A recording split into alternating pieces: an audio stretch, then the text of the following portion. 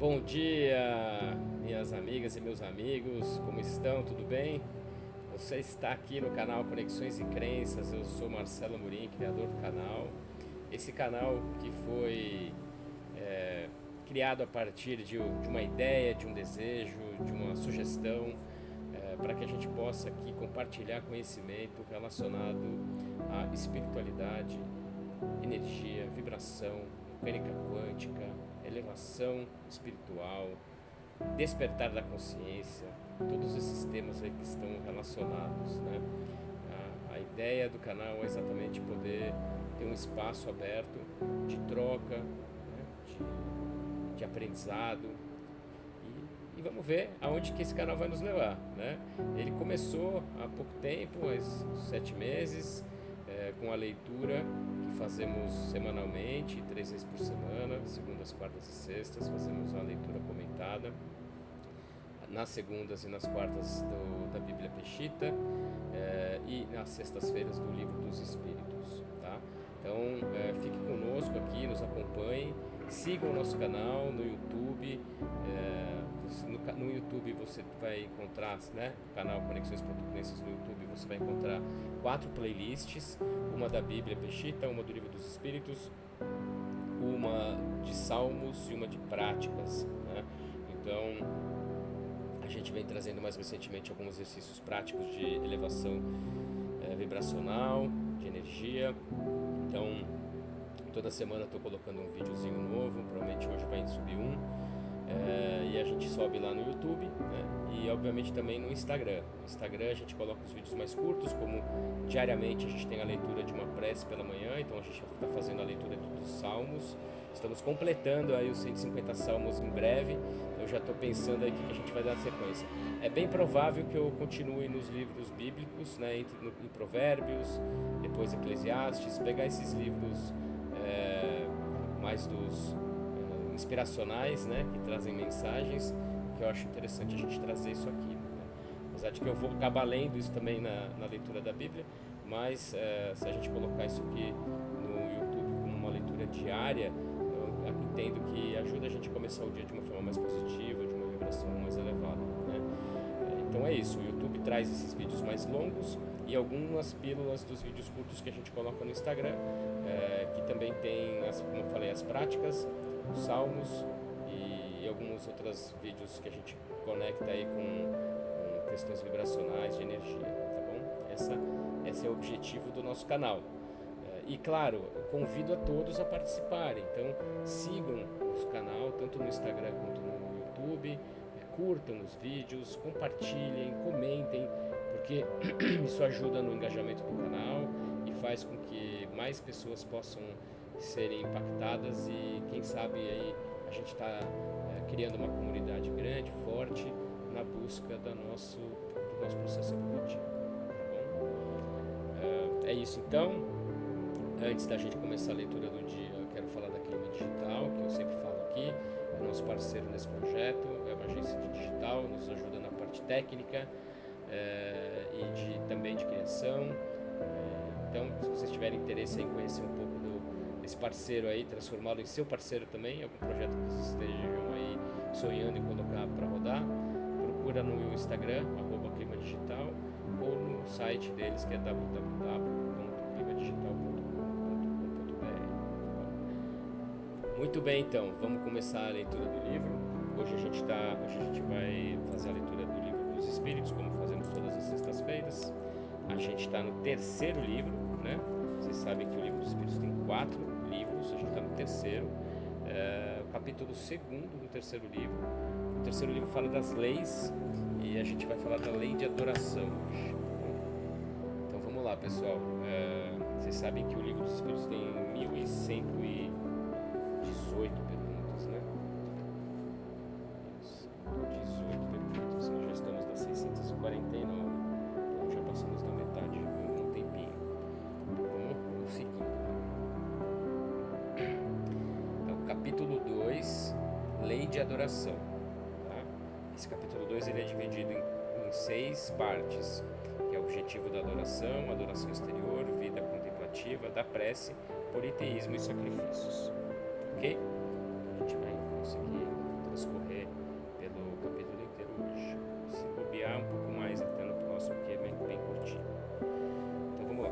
objetivo da adoração. 649. Em que consiste a adoração? É a elevação do pensamento a Deus. Pela adoração, a alma se aproxima dele. Então, quando a gente está conectado a Deus, a adoração. 650. A adoração é o resultado de um sentimento inato ou produto de um ensinamento. Sentimento inato como o da divindade. A consciência de sua fraqueza leva o homem a se curvar diante daquele que pode proteger. Então, a gente carrega junto de nós, dentro de nós, esse sentimento da adoração. 651. Houve povos desprovidos de todo ensinamento de adoração? Não, porque não há, jamais houve povos ateus. Todos compreendem que há acima deles um ser supremo. 652. Pode-se considerar a adoração como tendo sua origem na lei natural? Ela está na lei natural, visto que é o resultado de um sentimento inato no homem. Por isso ela se encontra em todos os povos, ainda que sob formas diferentes. É interessante isso, né? Porque a gente sabe que na história da humanidade sempre houve essa busca, né? De onde viemos para onde vamos, né? Essa busca interior, essa inquietude, né? Com relação a essas questões. E isso é a lei natural da adoração, inato, está dentro de nós. A gente sabe, a gente sente que nós pertencemos a algo maior, né? E aí cada civilização, cada povo deu o nome que quis. É claro que dentro dessas sociedades tem gente que diz que não acredita, mas no fundo mesmo, lá no âmago, as pessoas elas sabem que elas fazem parte de algo maior. O ego, o orgulho não permitem que elas admitam de fato. Aí, continuando, a segunda parte, adoração exterior. 653. A adoração tem necessidade de manifestações exteriores? A verdadeira adoração está no coração. Em todas as vossas ações, imaginai sempre que um ser vos observa. Deus está sempre de olho na gente. A adoração exterior é útil? Sim, se não é uma vã simulação. Ela é sempre útil para dar um bom exemplo. Mas aqueles que a fazem apenas por afetação e amor próprio, e nos quais a conduta desmente sua piedade aparente, dão um exemplo antes mal do que bom, e fazem mais mal do que pensam. Então, ela tem que ser real, né? Verdadeira.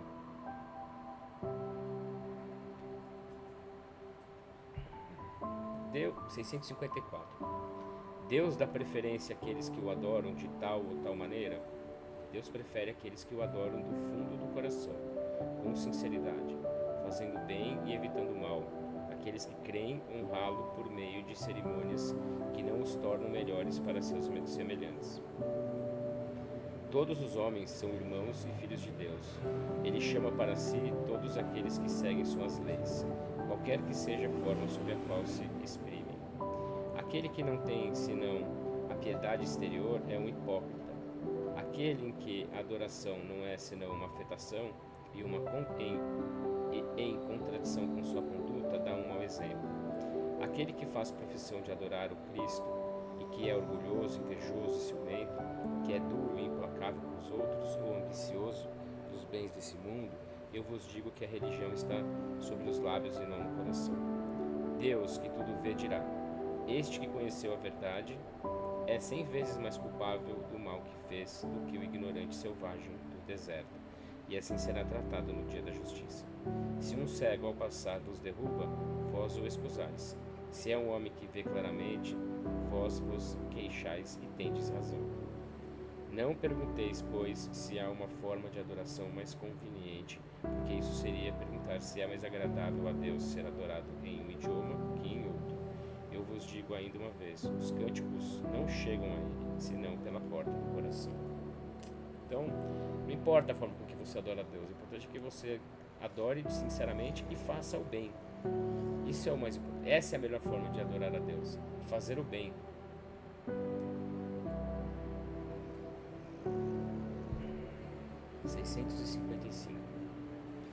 É repreensível praticar uma religião a qual não se crê no fundo de sua alma, quando se faz isso por respeito humano e para não escandalizar aqueles que pensam de outra forma? A intenção nisso, como em muitas outras coisas, é a regra. Aquele que não tem em vista senão o respeito às crenças alheias não faz mal. Ele faz melhor do que aquele que as ridicularizasse, porque faltaria a caridade. Mas aquele que a pratica por interesse e por ambição é desprezível aos olhos de Deus e dos homens. Deus não pode ter por agradáveis aqueles que aparentam se humilhar diante dele apenas para atrair a aprovação dos homens. 656. A adoração coletiva é preferível à adoração individual? Os homens reunidos por uma comunhão de pensamentos e de sentimentos têm mais força para chamarem para si os bons espíritos. Ocorre o mesmo quando eles se reúnem para adorar a Deus.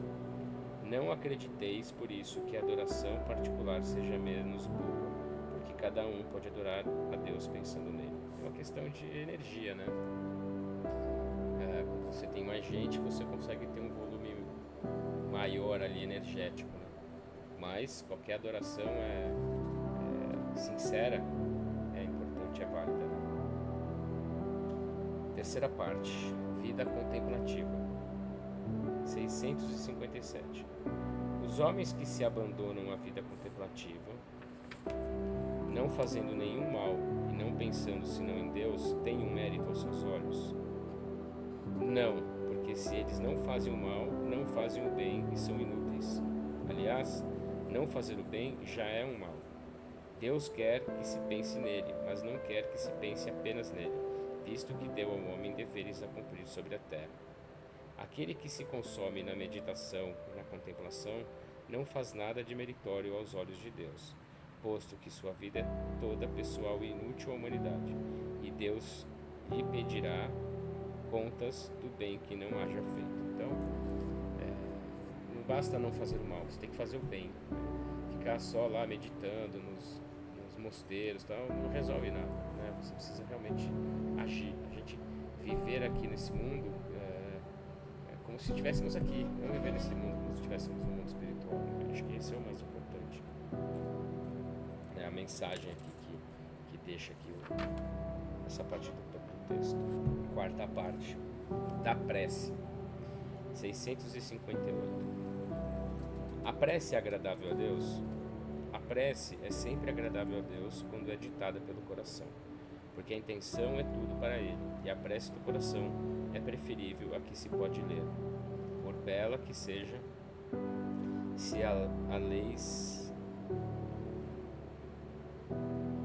prece do coração é preferível àquela que se pode ler, por bela que seja, se a lês mais com os lábios que com o pensamento. A prece é agradável a Deus quando é dita com fé, fervor e sinceridade, mas não creiais que ela seja tocada pelo homem fútil, orgulhoso e egoísta, a menos que isso seja de sua parte, um ato de sincero arrependimento, de verdadeira humildade. Então, assim, ela tem que ser sincera, né? A prece que vem do coração, do nosso pensamento, ela é mais forte do que aquela que você lê mecanicamente. 659. Qual é o caráter geral da prece? A prece é um ato de adoração. Orar a Deus é pensar nele, se aproximar dele e colocar-se em comunicação com ele. Pela prece pode-se propor três coisas: louvar, pedir e agradecer. 660. A prece torna o homem melhor? Sim, porque aquele que ora com fervor e confiança é mais forte contra as tentações do mal, e Deus lhe envia os bons espíritos para o assistir. É um socorro que não é jamais recusado, quando pedido com sinceridade. Como ocorre que certas pessoas que oram muito sejam mau-grado? Isso, de um caráter muito mau, invejosas, ciumentas, coléricas, carentes de benevolência e indulgência, e mesmo algumas vezes viciosas. O essencial não é orar muito, mas orar bem. Essas pessoas creem que todo o mérito está na extensão da prece e fecham os olhos sobre os seus próprios defeitos. A prece para elas é uma ocupação, um emprego de tempo, mas não um estudo delas mesmas. Não é o remédio que é ineficaz, mas a maneira como é empregado. Então, de novo, né? A prece tem que ser sincera, tem que ser profunda, né? E não simplesmente superficial. 661. Pode-se utilmente pedir a Deus que nos perdoe nossas faltas? Deus sabe discernir o bem e o mal. A prece não oculta as faltas. Aquele que pede a Deus o perdão de suas faltas não o obtém senão mudando de conduta. As boas ações são as melhores preces, porque os atos valem mais que as palavras. Então, não adianta ficar fazendo mal e ficar rezando, né? Porque você só vai reverter o mal que faz através dos seus atos, não através da prece. A prece te conecta com Deus, mas Ele não vai perdoar se não for pelas suas ações, né? Tudo é a lei universal, né? Ação e reação. A gente recebe aquilo que a gente dá. Então, isso que é importante aqui. 662. Pode-se orar utilmente por outrem? O espírito daquele que ora age por sua vontade de fazer o bem. Pela prece, ele atrai para si os bons espíritos que se associam ao bem que quer fazer. Aí tem um comentário do Kardec. Possuímos em nós mesmos, pelo pensamento e a vontade, um poder de ação que se estende além dos limites de nossa esfera corporal. A prece por outros é um ato dessa vontade. Se ela é ardente e sincera, pode chamar em sua ajuda os bons espíritos, a fim de sugerir-lhe bons pensamentos e dar-lhe a força do corpo e da alma de que necessita.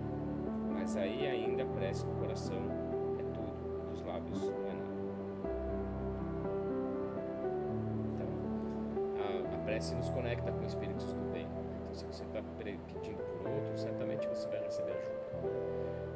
Mas tem que ser de forma sincera, né?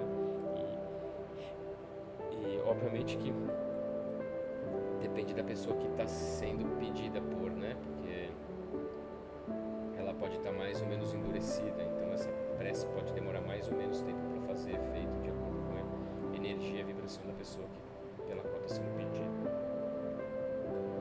663. As preces que fazemos por nós mesmos pode mudar a natureza de nossas provas e desviar-lhes o curso.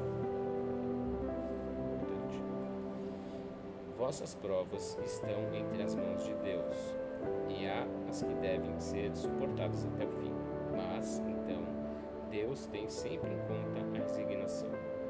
A prece chama para vós os bons espíritos que vos dão forças para suportá-las com coragem, e elas vos parecem menos duras. Já o dissemos, a prece não é jamais inútil quando ela é bem feita, porque fortalece e já é um grande resultado. Ajuda-te e o céu te ajudará. Sabes isso. Aliás, Deus não pode mudar a ordem da natureza ao capricho de cada um, porque aquilo que é um grande mal, sob o vosso ponto de vista mesquinho e a vossa vida efêmera, é frequentemente um grande bem na ordem geral do universo. Depois, quantos males não há de que o homem é o próprio autor por sua imprevidência ou por suas faltas? Ele é punido pelo que pecou. Entretanto, os pedidos justos são mais frequentemente atendidos como não pensais. Credes que Deus não vos tem escutado porque Ele não fez um milagre por vós, enquanto Ele vos assiste por meios tão naturais que vos parecem o efeito do acaso ou da força das coisas. Frequentemente, ou mais frequentemente mesmo, Ele vos suscita o pensamento necessário para vos tirar da confusão. Então, é aquela coisa, né? A gente tem a nossa missão e tem coisas que a gente precisa cumprir. Tem coisas que podem ser amenizadas e tem coisas que podem ser alteradas de acordo com as nossas ações, né? Então, e tantas vezes a gente nem percebe. Às vezes uma decisão, uma inspiração nos muda o curso da vida, e isso certamente tem relação com as inspirações e com as determinações dos espíritos que nos orientam através da vontade de Deus. 664. É útil orar pelos mortos e pelos espíritos sofredores, e nesse caso, como nossas preces podem proporcionar-lhes alívio e abreviar seus sofrimentos? Têm elas o poder de dobrar a justiça de Deus? A prece não pode ter por efeito mudar os desígnios de Deus, mas a alma pela qual se ora experimenta alívio, porque é um testemunho de interesse que se lhe dá, e o infeliz é sempre aliviado quando encontra almas caridosas que se compadecem de suas dores. prece provoca-se o arrependimento e o desejo de fazer o que for preciso para ser feliz. É nesse sentido que se pode abreviar sua pena. Se por seu turno ele ajuda com sua boa vontade. Esse desejo de melhorar-se, excitado pela prece, atrai, antes de espíritos sofredores, espíritos melhores que vêm esclarecê-lo, consolá-lo e dar-lhe esperança. Jesus orou por todas as ovelhas desgarradas, mostrando-vos com isso que seríeis culpados, não o fazendo por aqueles que mais necessitarem. Então, a gente pode orar, sem dúvida nenhuma. A nossa prece, ela atinge as pessoas, ajuda, mas ao mesmo tempo ela desperta, né? Então, esse é um processo de despertar, porque a gente melhora despertando, de fato. Então, a gente pode orar sim, de forma sincera. 665. Que pensar da opinião que rejeita a prece pelos mortos em razão de não estar prescrita no Evangelho? O Cristo disse aos homens: amai-vos uns aos outros. Essa recomendação encerra a de empregar todos os meios possíveis de seu testemunho de afeição, sem entrar com isso em nenhum detalhe sobre a maneira de alcançar esse objetivo. Se é verdade que nada pode impedir o Criador de aplicar a justiça, da qual ele é o tipo, a todas as ações do Espírito, não é menos verdadeiro que a prece que lhe endereçais por aquele que vos inspira afeição, é para ele um testemunho de lembrança que não pode senão contribuir para aliviar seus sofrimentos e consolá-lo. Desde que ele testemunhe o menor arrependimento, e então somente é socorrido. Mas isso não o deixa jamais ignorar que uma alma simpática ocupa-se dele e lhe deixa o doce pensamento de que sua intercessão foi-lhe útil. Resulta necessariamente de sua parte um sentimento de reconhecimento e de afeição por aquele que lhe deu essa prova de amizade ou de piedade. Por conseguinte, o amor que o Cristo recomendou aos homens não faz senão aproximá-los entre si. Portanto, os dois obedecem à lei de amor e união de todos os seres, lei divina que deve conduzir à unidade, objetivo e finalidade do Espírito. Pergunta 666. Pode-se orar aos Espíritos? Pode-se orar aos bons Espíritos, como sendo os mensageiros de Deus e os executores de suas vontades. Mas seu poder está em razão de sua superioridade e depende sempre do Senhor de todas as coisas, sem cuja permissão nada se faz. Por isso, as preces que se lhes endereçam não são eficazes, se não são agradáveis a Deus. Então, assim, a gente pode orar, claro, mas desde que sejam coisas boas, alinhadas aos ensinamentos do Evangelho, aos ensinamentos de Deus, aos espíritos encarnados, aos desencarnados, aos espíritos bons. A gente pode pedir suporte, ajuda, né? Energia, vibração, tudo isso é possível, desde que seja alinhado com as leis de Deus. Você vai ter retorno sobre isso. Quinta parte. Politeísmo. 667. Por que o politeísmo é uma das crenças mais antigas e mais divulgadas, embora falsa? O pensamento de um Deus único não poderia ser no homem senão o resultado do desenvolvimento de suas ideias. Incapaz em sua ignorância de conceber um ser imaterial, sem forma determinada, agindo sobre a matéria, deu-lhe os atributos da natureza corporal, quer dizer, uma forma e uma aparência, e desde então tudo que lhe parecia ultrapassar as proporções da inteligência vulgar era para ele uma divindade. Tudo que não compreendia devia ser obra de uma força sobrenatural. E daí a crença em tantas potências distintas, da qual via os efeitos, não havia senão um passo. Mas, em todos os tempos, houve homens esclarecidos que compreenderam a impossibilidade dessa multidão de poderes para governar o mundo sem uma direção superior, e se elevaram ao pensamento de um Deus único.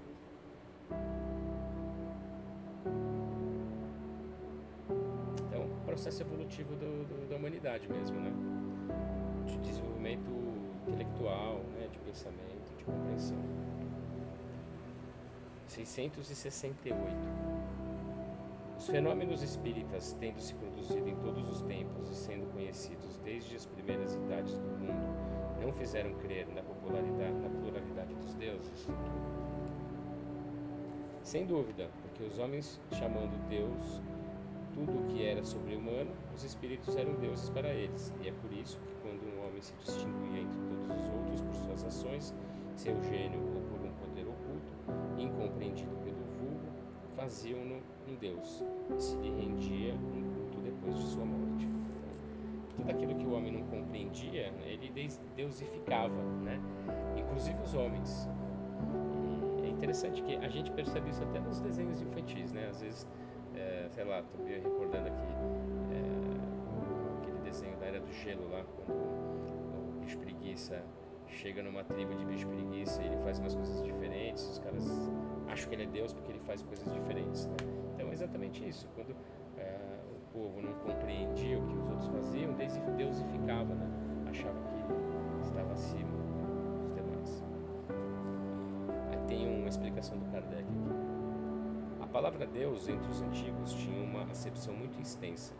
Não era, como em nossos dias, uma personificação do Senhor da natureza. Era uma qualificação genérica dada a todo ser colocado fora das condições de humanidade. Ora, as manifestações espíritas revelando-lhes a existência de seres incorpóreos, agindo como potências da natureza, eles os chamaram deuses como nós os chamamos espíritos. É uma simples questão de palavras, com a diferença de que, na sua ignorância, mantida de propósito por aqueles que nisso tinham interesse, eles lhes elevaram templos e altares muito lucrativos, enquanto que para nós eles são simples criaturas como nós, mais ou menos perfeitas e despojadas do seu envoltório terrestre. Se estuda os diversos atributos das divindades pagãs, reconhece-se sem dificuldade todos os atributos dos nossos espíritos em todos os graus da escala espírita, seu estado físico nos mundos superiores, todas as propriedades do perispírito e o papel que eles desempenham nas coisas da terra. O cristianismo, vindo clarear o mundo com sua luz divina, não podia destruir uma coisa que está na natureza, mas orientou a adoração para aquele a quem se cabia. Quanto aos espíritos, sua lembrança está perpetuada sob diversos nomes, segundo os povos e suas manifestações, que não cessaram jamais, foram diversamente interpretadas e frequentemente exploradas sob o domínio do mistério. Enquanto que a religião aí viu fenômenos miraculosos, os incrédulos viram embustes.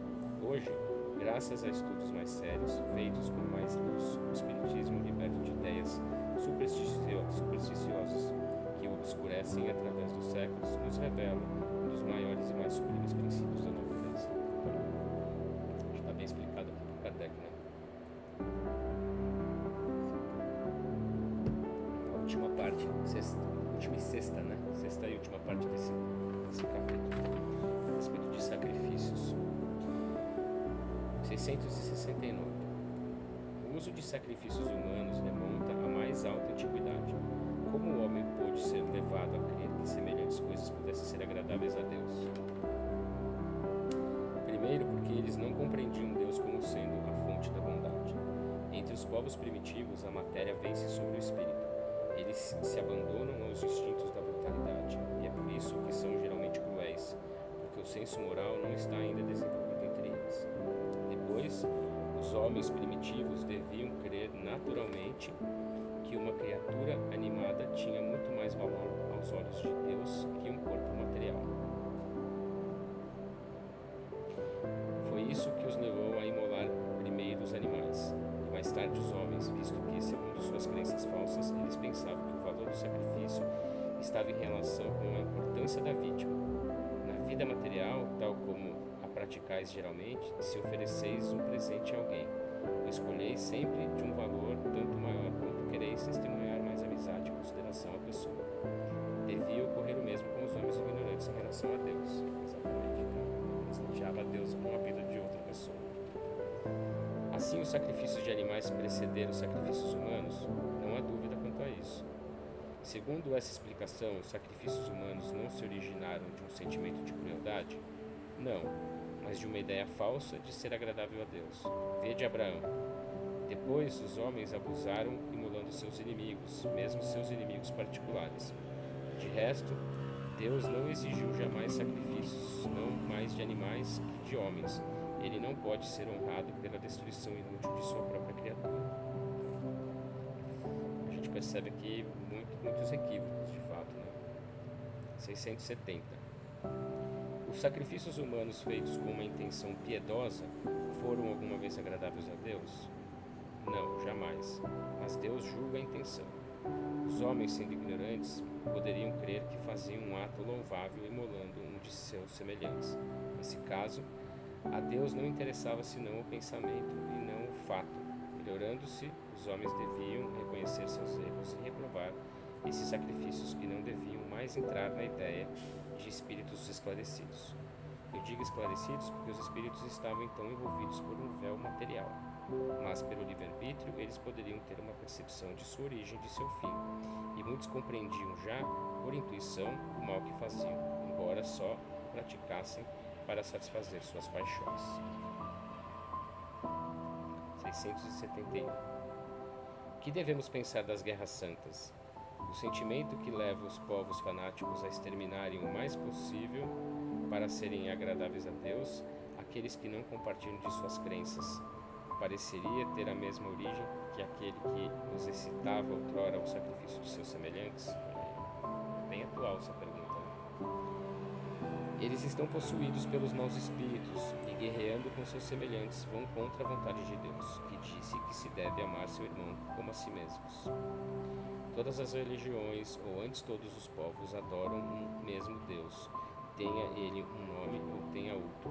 Como provocar uma guerra de extermínio porque a religião de um é diferente ou não alcançou ainda o progresso dos povos esclarecidos?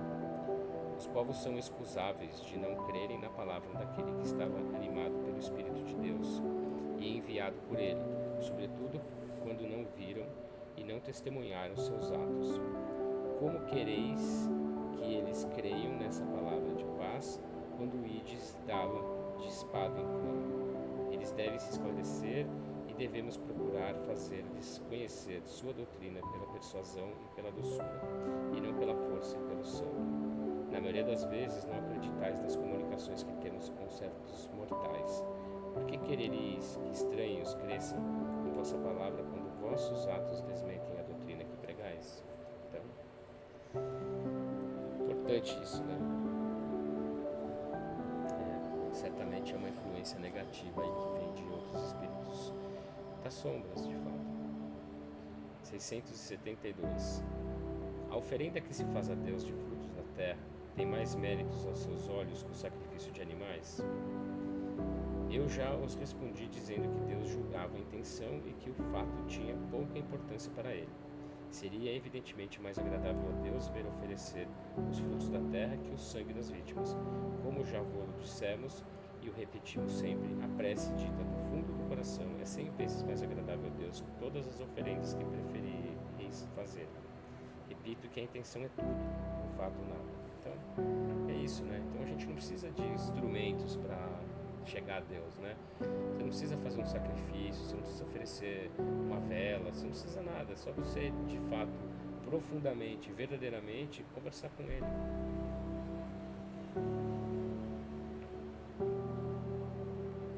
(673) 673.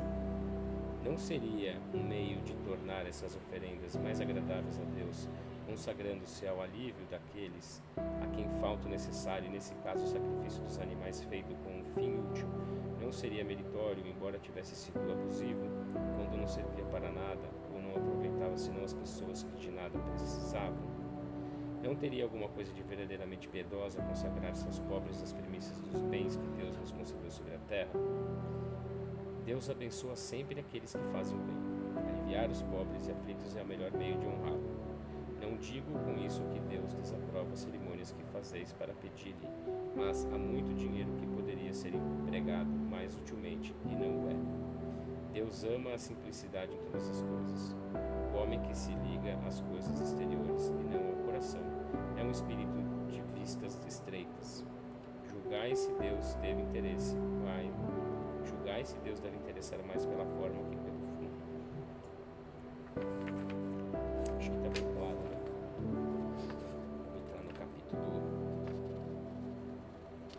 3, sobre a lei do trabalho.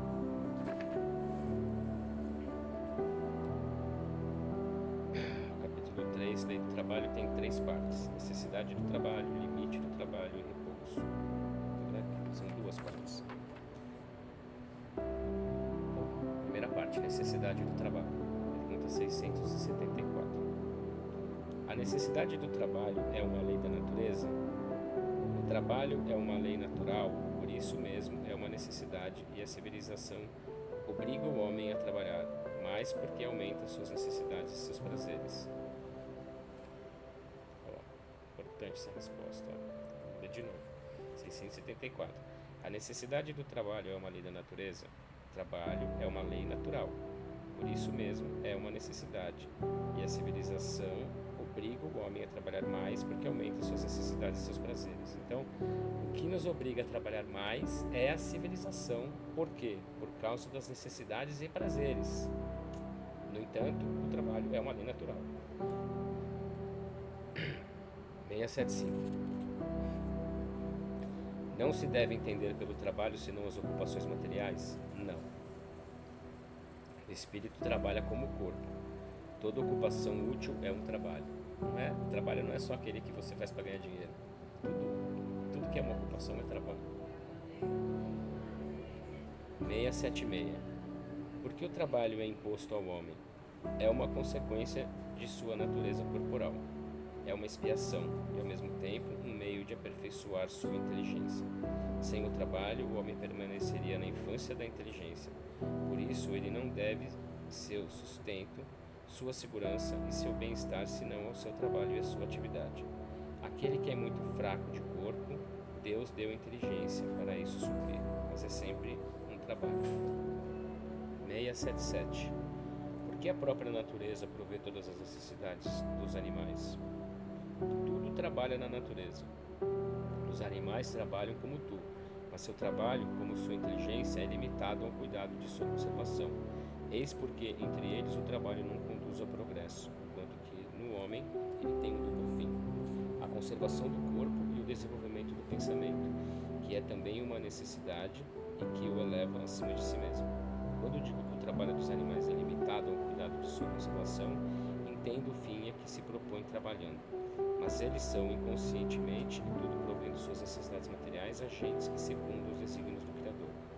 E seu trabalho não concorre menos ao objetivo final da natureza, se bem que muito frequentemente não descobris o resultado imediato. 678. Nos mundos mais aperfeiçoados, o homem está submetido à mesma necessidade do trabalho. A natureza do trabalho é relativa à natureza das necessidades. Quanto menos as necessidades são materiais, menos o trabalho é material. Mas não creiais com isso que o homem fique inativo e inútil. A ociosidade seria um suplício em lugar de ser um benefício. Imagina, ficar a eternidade sem fazer nada. Isso é uma punição, na verdade. 679. O homem que possui bens suficientes para assegurar a sua existência está isento da lei do trabalho? Do trabalho material, talvez, mas não da obrigação de se tornar útil, segundo suas possibilidades, de aperfeiçoar sua inteligência ou a dos outros, o que é também um trabalho. Se o homem a quem Deus distribuiu bens suficientes para assegurar a sua existência não está forçado a se sustentar com o suor de sua fronte, a obrigação de ser útil aos seus semelhantes é tanto maior para ele quanto o seu adiantamento lhe dá mais oportunidade para fazer o bem. 680. Não há homens que são incapazes para o trabalho, qualquer que seja, e cuja existência é inútil. Deus é justo e não condena senão aquele cuja existência é voluntariamente inútil e vive na dependência do trabalho dos outros. Ele quer que cada um se torne útil segundo suas faculdades. Depende, né? Às vezes a pessoa precisa passar por aquilo, ela precisa ser dependente, né? Porque é um ensinamento, um aprendizado por algo que ela cometeu no passado. 681. A lei natural impõe aos filhos a obrigação de trabalhar por seus pais? Certamente, como os pais devem trabalhar por seus filhos, e é por isso que Deus fez do amor filial e do amor paternal um sentimento natural, a fim de que, por sua afeição recíproca, os membros de uma mesma família fossem levados a se entreajudarem mutuamente, que é muito frequentemente desconhecido na nossa sociedade atual. Então, a gente tem responsabilidade, sem dúvida. É importante a gente ter isso em mente. Se fala muito hoje, né? Ao contrário disso, né? Que a gente não pode ter dependência emocional, não. Mas de fato é lei de Deus. Né? A gente precisa dar de volta aquilo que a gente recebeu, né, gente? Se nós recebemos atenção, carinho, cuidado dos nossos pais, a gente precisa devolver isso para eles. Porque faz parte da natureza, é lei natural.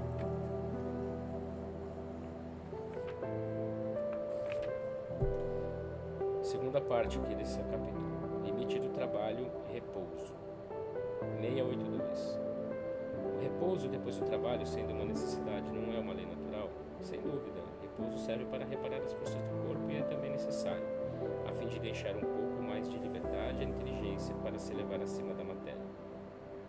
683. Qual é o limite do trabalho? O limite das forças. De resto, Deus deixa o homem livre.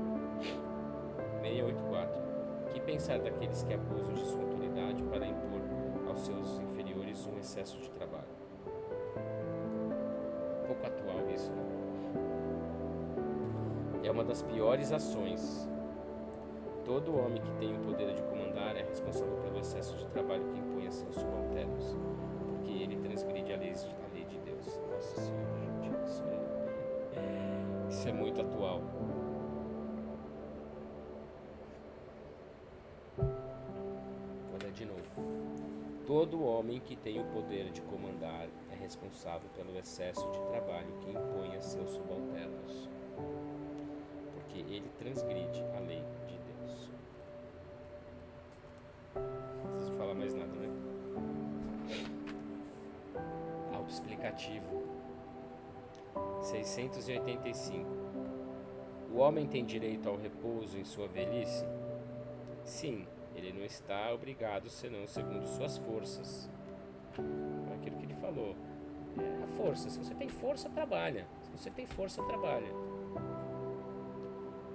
Mas que recurso tem o velho necessidade de trabalhar para viver e que não pode?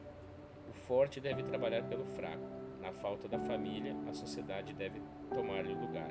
É a lei da caridade. Aí tem um comentário do Kardec para finalizar aqui.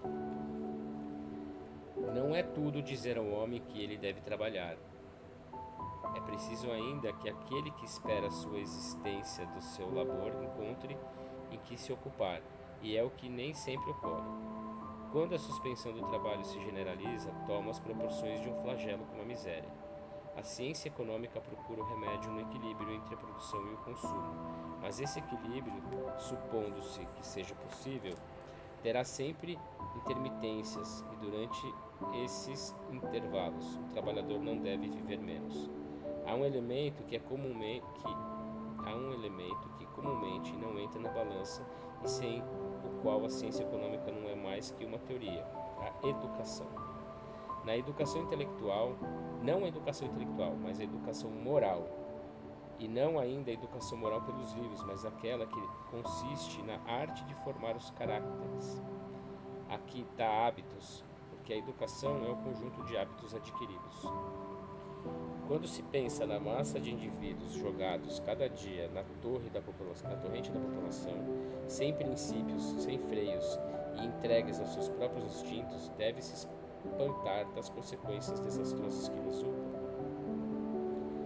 Quando essa arte for conhecida, cumprida e praticada, o homem ocasionará no mundo hábitos de ordem e de previdência para si mesmo e os seus, de respeito por tudo que é respeitável, hábitos que lhe permitirão atravessar menos penosamente os maus dias inevitáveis. A desordem e a imprevidência são duas chagas que só uma educação bem entendida pode curar. Esse é o ponto de partida, o elemento real do bem-estar, a garantia da segurança de todos. Nossa, sensacional isso.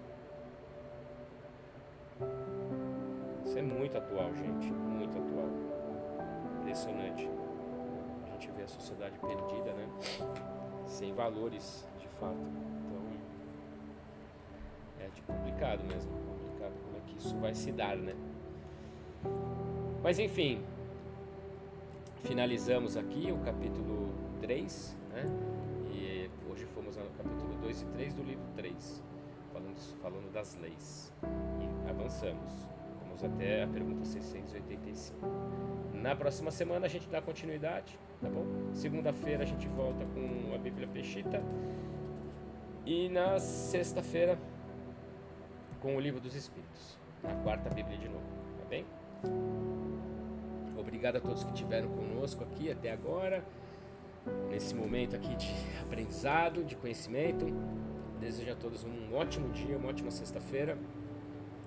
Que tenhamos todos um excelente final de semana junto de nossas famílias. Aproveitem, descansem, se elevem.